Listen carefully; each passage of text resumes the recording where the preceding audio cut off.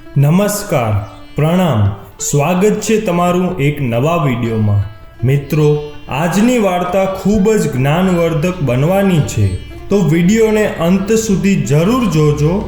તો ચાલો શરૂ કરીએ આજની વાર્તા। મિત્રો, આખી વાર્તા વાંચતા ચોક્કસ આપની આંખોમાં આંસુ આવી જશે। થોડો સમય કાઢીને અંત સુધી સાંભળજો। સવારના 8 થયા પણ બેસણાનો હોલનો દરવાજો બંધ હતો। કેટલાક લોકો સમયસર આવીને વારંવાર ઘડિયાળ જોઈ રહ્યા હતા। જોકે તેમના ચહેરા પર બેસણા પછીના બીજા શિડ્યુલ વિશે વધુ ચિંતાની રેખાઓ હતી। જલ્દી શરૂ થાય તો થોડીવાર બેસીને નીકળી જઈશું તેવી ઉતાવળને લઈને ઘણા આવ્યા હતા। તેમના કેટલાક લોકોના એક હાથમાં શોક સંદેશાનું કવર અને બીજા હાથની આંગળીઓમાં મોબાઈલ સ્ક્રીન પર ફરી રહી હતી। એટલી વારમાં બહાર ઊભેલા 25 ટોળામાંથી જેને ઉતાવળ હતી તેને બાજુવાળાને ધીરેથી કહ્યું લાગે છે કે અંદર હજુ તૈયારી ચાલે છે। બાજુવાળાએ પણ હળવેથી તેના કાનમાં કહ્યું, અમારા સમાજમાં તો કોઈનું બેસણું હોય તો અત્યાર સુધીમાં તો અડધા લોકો આવીને પાછા ઘરે પણ પહોંચી ગયા હોય। પેલાએ ફરી પોતાની વાત કરી। ધીરે ધીરે બહાર લોકોનું ટોળું જમા થઈ ગયું। બેસણા માટે રાખેલા હોલનો દરવાજો ખુલે તેની રાહ જોઈ રહ્યા હતા। થોડી વારમાં દરવાજો ખુલ્યો અને એ ઘરના એક વડીલ બહાર આવ્યા અને તેણે સૌની સામે હાથ જોડીને ક્ષમાયાચના કરતા હોય તે મુદ્રામાં ઊભા રહીને ધીરેથી બોલ્યા, તમને સૌને તકલીફ પડી રહી છે તે બદલ માફ કરશો। અમારે તૈયારી કરવામાં થોડું મોડું થયું છે। તેમના શબ્દોમાં સરળતા હતી। અરે વડીલ, કોઈ વાંધો નહીં। કોઈ કામમાં અમારી જરૂર હોય તો પણ કહેજો। જેને ખૂબ ઉતાવળ હતી તેણે જ પોતાનો સદવ્યવહાર ફેરવીને લાગણી પ્રદર્શિત કરી। અરે ના ના, આ તો યશની દીકરી જીદે ચડી છે। મારે પાપા જોઈએ ને જોઈએ જ। તમે બધા 2 દિવસ પહેલા મારા પપ્પાને બાંધીને ઉપાડી ગયા હતા। બસ હવે તમે બધા જ મારા પપ્પાને પાછા લઈ આવો।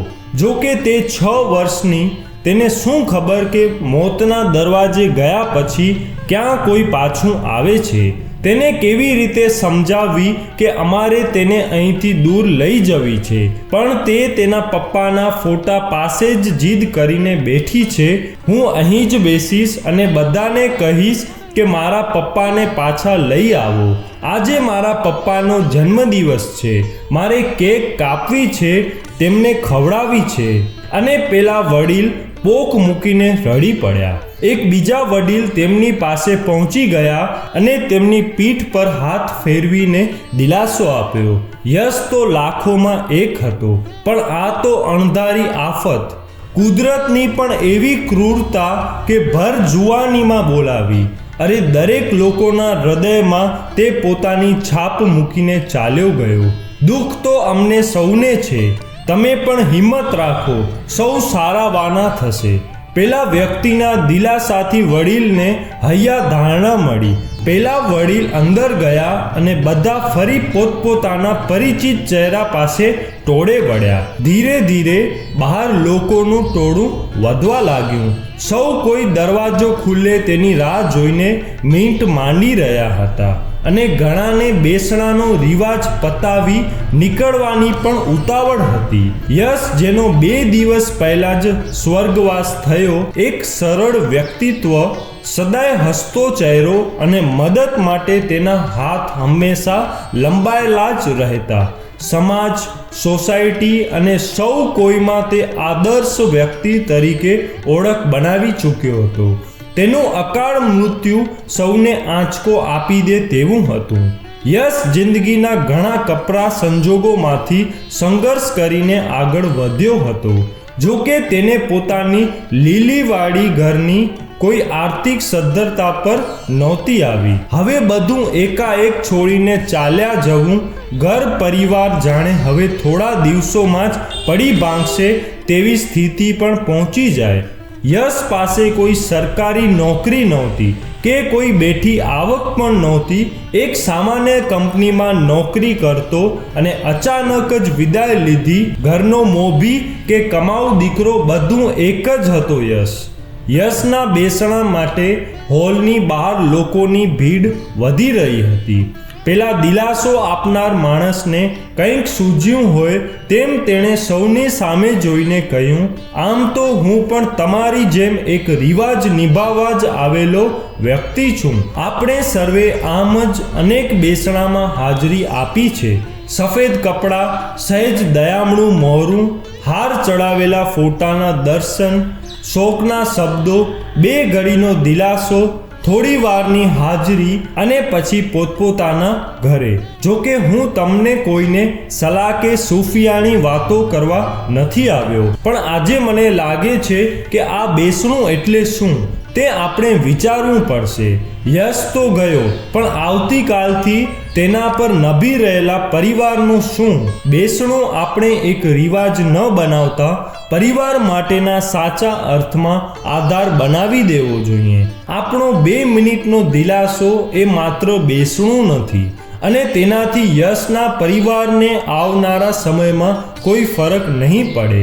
આ દરવાજો ખુલશે એટલે એ જ કાયમી જૂની પ્રથા શરૂ થશે. સામે યશની દીકરી તેના પપ્પાની રાહ જોઈને બેઠી છે. તેને તેના પપ્પાનો જન્મદિવસ મનાવવો છે. આજ દિન સુધી તેના પપ્પાએ તેમાં હાજરી આપી છે. જ્યારે આજે નથી તો આ બેસણામાં તેના પપ્પાનો જન્મદિવસ ઉજવીએ. મારો મતલબ કોઈ પાર્ટી કરવાનો નથી, પણ યશની તસવીર પર ફૂલ ચડાવવાની સાથે તેના પરિવારને આવતીકાલના ભવિષ્ય માટે થોડી મદદ કરીએ. પેલા ભાઈ થોડી વાર ચૂપ થઈ ગયા. તો શું કરવું જોઈએ? એક વ્યક્તિએ પૂછ્યું. મારો આ સદ તમે સમજી ગયા હશો. આપણે દરેક લોકો જો યશના પરિવારને થોડી ઘણી મદદ કરતા જઈશું તો તેના પરિવારને આવનારા કપરા સમયનો ટેકો મળી જશે. પોતાનાથી બનતી મદદ. સમાજ એટલે એકમેકનો સહયોગ. જો યશ આજે હાજર હોત તો તેની દીકરીને કોઈ ગિફ્ટ લાવીને આપી હોત, પણ આજે તે નથી, તો આપણે સૌ તેનો ટેકો બનીને ઊભા રહીએ. તે જ હકીકતમાં સાચું બેસણું છે. અને પેલા ભાઈએ પોતાની વાત પૂરી કરી. થોડી વાર સૌ એકમેકની સાથે ઘૂસપૂસ કરવા લાગ્યા. તેમની વાતને ગંભીરતાથી લીધી. બધાએ પોતાની બનતી મદદ કરવા તૈયારી દર્શાવી અને ઘડીભરમાં તો 50,000 જેટલી મોટી રકમ જમા થઈ ગઈ. અને થોડી વાર પછી દરવાજો ખુલ્યો. પેલા વ્યક્તિએ મંગાવેલી કેક યશની હાર પહેરાવેલી તસવીર સામે મૂકી અને તેની દીકરીને બોલાવી અને કહ્યું, બેટા, તારા પપ્પા લાંબી સફરે ગયા છે. તેમને આવતા વર્ષો લાગશે. તેમણે આ કેક મોકલાવી છે. લે, તું આજે કેક કાપીને બધાને ખવડાવી દે. તે અણસમજુ દીકરીએ કેક કાપીને તેના ટુકડા બધાની સામે ધર્યા. બધાએ વાલથી તે ટુકડો લીધો, પણ બધાની આંખોમાં આંસુ હતા.